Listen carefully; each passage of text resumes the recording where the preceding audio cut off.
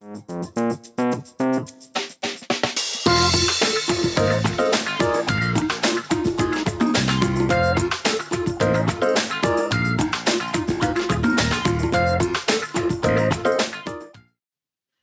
welcome to the Market Carver. I'm Adam Harter, Chief Investment Officer, along with Andrew Thrasher, Chartered Market Technician and Portfolio Manager. Thank you for joining us for this week's Market Carver edition. We anticipate there'll be a few more of you than there typically is when we've kind of got some widespread news hitting from the financial markets and following Aaron's email that might have found some of you, whereas our typical regular weekly email gets tucked away into a spam folder or something like that.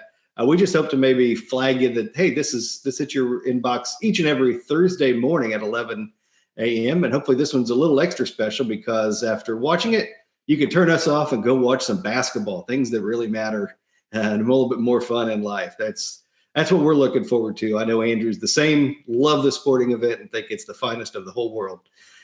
So before we get back to basketball, let's dive into the important stuff. And we'll spend exclusively today talking about Silicon Valley Bank because just how important the banking system is. We found that out a decade ago, or we're reminding of that a decade ago. And periodically we have these flare-ups in the financial sector. And this one was certainly on the verge of becoming widespread and impacting many of you watching. And if not, just one or two transactions away from someone who is. So very impactful, not only to financial markets, but potentially the broader economy as well. So we'll give you our take on that and kind of run you through what happens. And I'll just say this isn't on the notes there, but just coming back and looking at the news that hit so quickly, just how rapidly the situation developed, and really trying to scan and get a lot of different people's take. Andrew and I both, we take in a lot of different people's perspectives and opinions that we admire. And we also scour the broader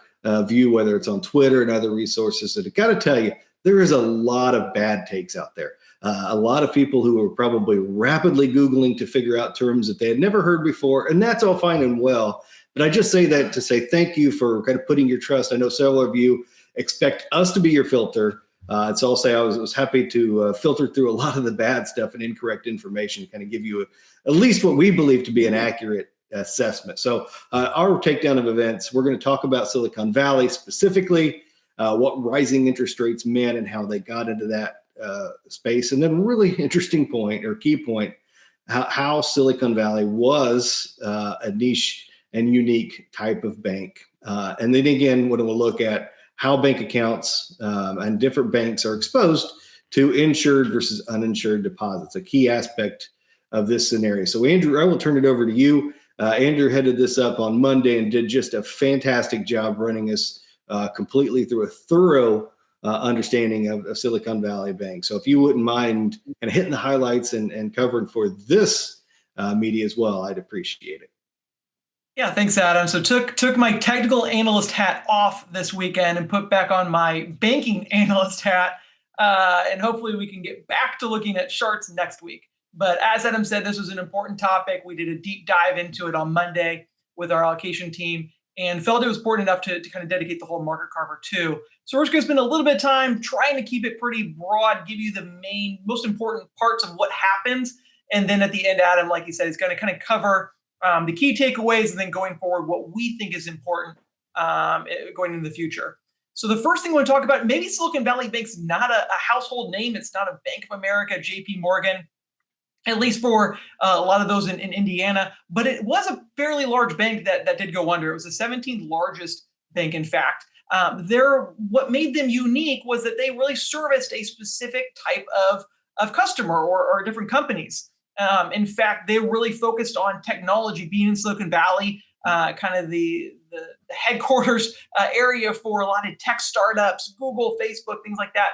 And then a lot of the newer, smaller companies, they provide a lot of that funding to those companies. And so in recent years, we saw extreme growth in tech stocks from both an IPO standpoint through different venture capital ventures. And they were just flush with cash in the tech space. And so it really saw deposits at Silicon Valley Bank explode higher. In fact, from 2019 through 2022, deposits there rose from $60 billion to $189 billion.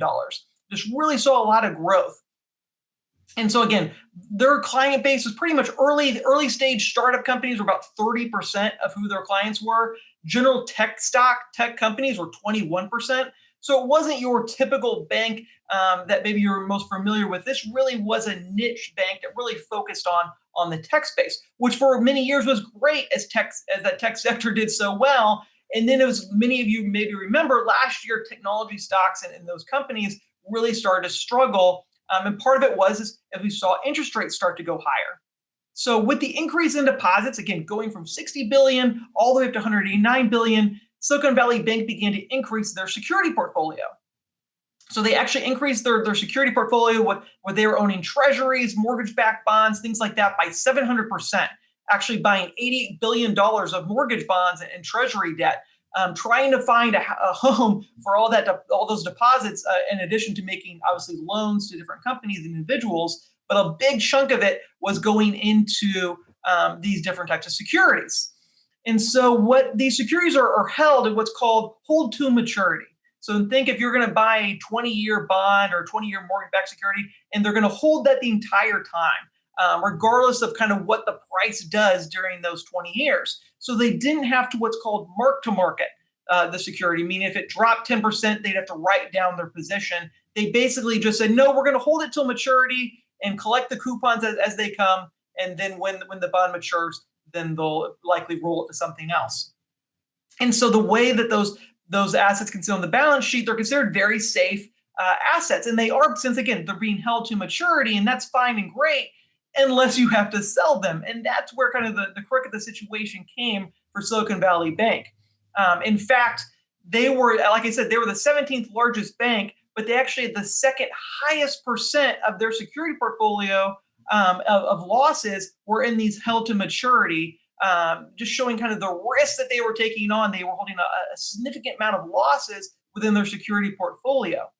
And so when they started seeing over the last 6 to 8 months, and more recently, last couple of weeks, a large amount of outflows as the Fed began to raise interest rates, when we went from being in this zero rate environment, a lot of money was coming into banks because there really wasn't a lot of other places to put it, since a lot of bonds really weren't paying a lot of interest. Then the Fed started raising interest rates, and now you have other securities, other bonds that maybe start to become competitive to what they're able to offer on just a general deposit account, checking account at the bank. And so they started seeing outflows out as people were moving money to money market funds or just other types of securities, and coupled that with a lot of the tech space started to struggle. They no longer were seeing all these inflows from IPOs or venture capital or all these companies that were just making a lot of money. And so these combined really started to put pressure on the deposit amount that they had within their bank.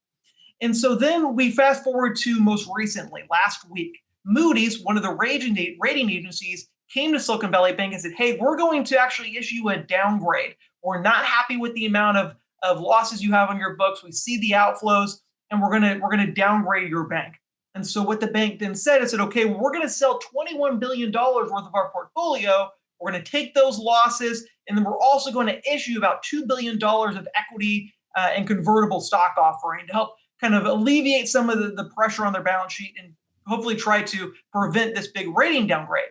But once this got announced, this is what caused a lot of scare on Wall Street last Thursday and Friday. And a lot of big founders of technology companies were kind of telling their companies, start pulling assets out of Silicon Valley Bank. There's a lot of risk here. And then the dominoes just started to tumble into the weekend, to the point that the federal government had to get involved and basically take over the bank.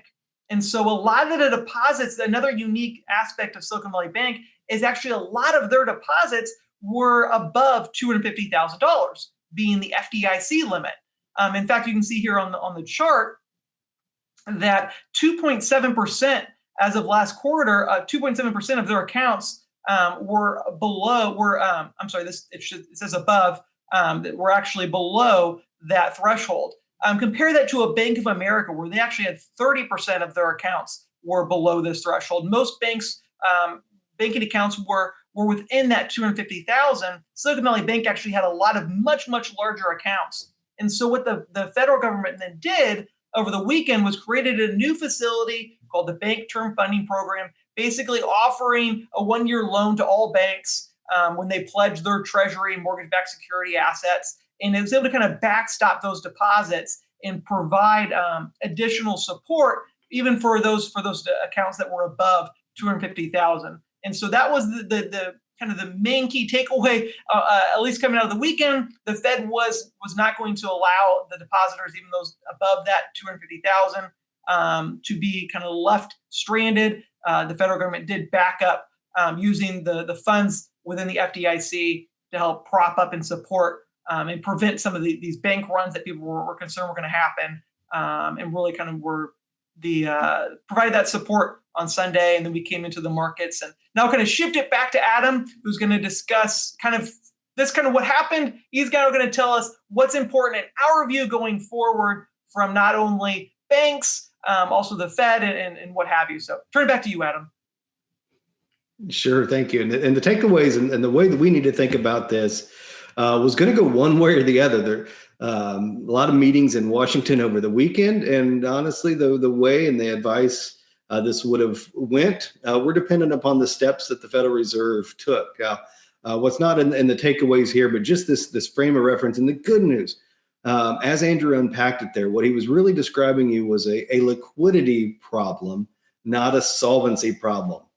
In 2008, we very much had a solvency problem, meaning a lot of banks, not just one in particular, but a lot of banks made a lot of loans that took losses, outright credit losses, that created some solvency issue. Here, we are talking about a mismatch, the natural mismatch that sits at a bank because they're taking your short-term deposits and making longer-term investments. That mismatch will always exist. It is a very fundamental business model the bank has. And here we're just talking about what happens from time to time where that liquidity becomes a problem. But how the Federal Reserve and the federal government approached this really changed the direction, and I think in a healthy way, and really put the fire out that could have spread really rapidly.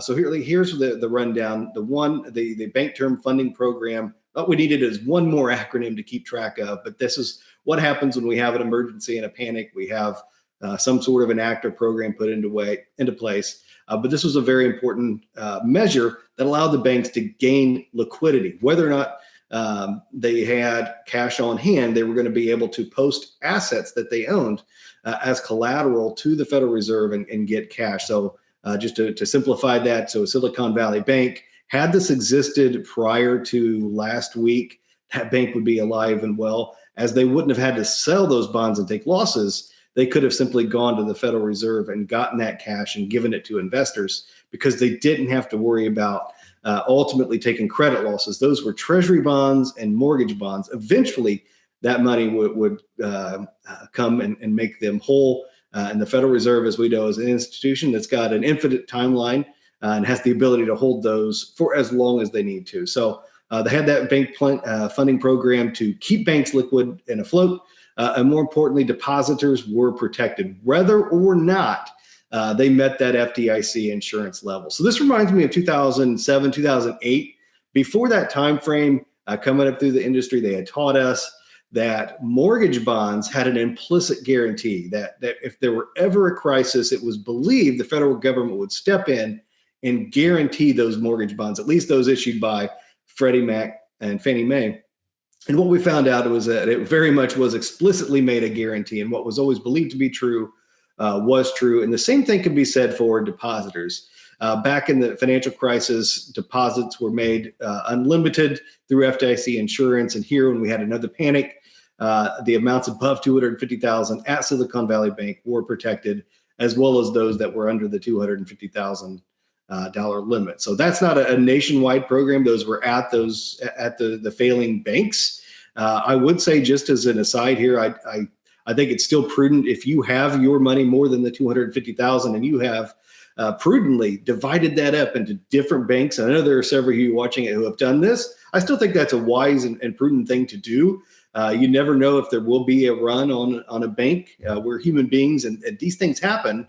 So having it at different banks also does give you that flexibility to have access and diversify that liquidity in the case where you maybe had to wait a day or two. That was maybe going to be the case with Silicon Valley Bank. So I wouldn't necessarily abandon the notion that it's prudent to divvy up deposits, just because in this case the federal government did step in, but it should give us all a little bit of comfort that have deposits in excess of that 250,000 that they were made whole. As Andrew pointed out, it very much must be mentioned that Silicon Valley Bank did have that unique mismatch, that unique sector where they grew really fast and then began to withdraw very fast, all at the exact worst time in the world they could have bought all those bonds. That's not necessarily their fault. It's the fault of timing, and those deposits came into play. But we must mention that they were unique. A lot of concerns have swelled up around others. Again, as Andrew mentioned, we have to turn to Charles Schwab, who owns TD Ameritrade, and have natural questions for what that might mean for us and for you for custody. And I can tell you, we've left this. We've talked with our senior management of FAG and spent a lot of time analyzing the situation. There's a lot of ways this may go, and we're going to be monitoring it. But the initial takeaway is really good. Whereas the SIVB had just like 2.5%, I think was the number Andrew just shared you, were only 2.5% were insured deposits. Charles Schwab is at 80%. So nearly their entire deposit base has that FDIC insurance. So much less concerned that there would be a bank run. And even if there were some sort of a temporary flooding and people asking for withdrawals, there is now this bank funding program where they could deliver that cash as need be. So feel much more at ease about Charles Schwab than we might have felt without these programs. And then lastly, the larger banks are stress tested and have stricter cash requirements. So you've probably heard some say, I certainly have on the national news media outlets, that the banking system in the United States is very strong. And I would certainly concur with that.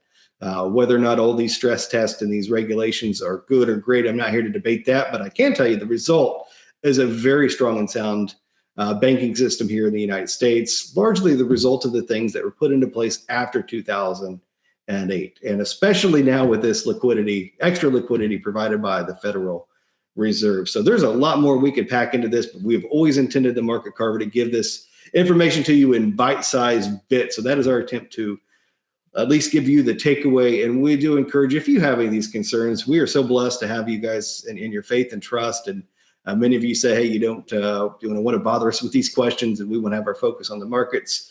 Do appreciate that. But if you do have any further questions or concerns or something we didn't answer that you were hoping to get out of this Market Carver, please let us know. We'll either reach out to you directly or we'll add this as a follow-up into next week. So thank you again for all your time and a little bit of extra time this week. And don't forget to schedule your next step meetings with us. If we may be of service to you, 800-928-4001, or scan the QR code. Thank you, and hope you get to watch tons of basketball here over the next several days.